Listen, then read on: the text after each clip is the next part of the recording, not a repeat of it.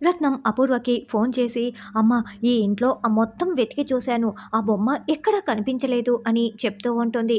"లేదే రత్నం, ఆ బొమ్మ ఖచ్చితంగా ఆ ఇంట్లోనే ఉందే. ఇంకొంచెం బాగా వెతకవే. ఆ బొమ్మ నాకు చాలా ఇంపార్టెంట్" అని అపూర్వ అంటుంది. "సరేనమ్మా, మీరు చెప్తున్నారు కదా, మళ్ళీ ట్రై చేస్తానులే" అని రత్నం ఫోన్ పెట్టేస్తుంది. తర్వాత గగన్ ఆ టెడ్డీ బేర్ బొమ్మని ముందు పెట్టుకొని బోర్లా పడుకొని బొమ్మ వైపు చూసుకుంటూ మురిసిపోతూ ఉంటాడు.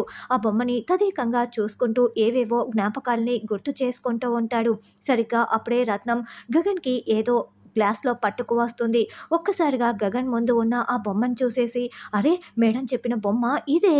అంటే ఈయన దగ్గర ఉందా?" అని రత్నం చాలా చాలా సంతోషపడుతూ వెంటనే అపూర్వకి కాల్ చేస్తుంది.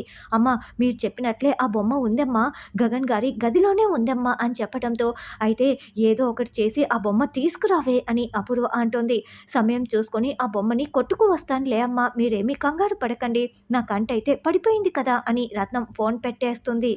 "ఒక్కసారి ఆ బొమ్మ నా చేతికి రావాలి. అప్పుడు అందరినీ నేను ఒక ఆట ఆడుకుంటాను" అని అపూర్వ రగిలిపోతూ పిడికిలి బిగించి అనుకుంటూ ఉంటుంది.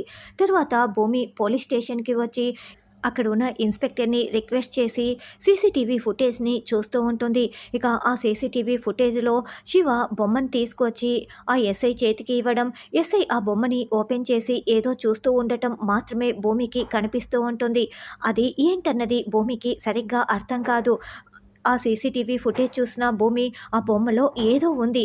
ఆ ఇన్స్‌పెక్టర్ ఏదో చూశాడు. అది చూసి ఆయన ఏదో నిర్ధారించుకున్నాడు కాబట్టే ఆ ఎస్ఐని చంపేసింది ఆ అపూర్వ అని అనుకుంటూ ఉంటుంది. ఆ వీడియో ఏంటన్నది భూమికి అర్థం కాక, ఇప్పుడు ఆ బొమ్మ గగన్ బావ ఇంట్లోనే ఉంది. వెంటనే ఆ బొమ్మని ఏదో ఒకటి చేసి తీసుకువచ్చి, ఆ బొమ్మలో ఏం వీడియో ఉందో అన్నది నేను తెలుసుకోవాలి. ఏదో ఒకటి చేసి గగన్ బావని అడిగి ఆ బొమ్మ తెచ్చుకోవాల్సిందే అని భూమి బయలుదేరి వస్తూ ఉంటుంది.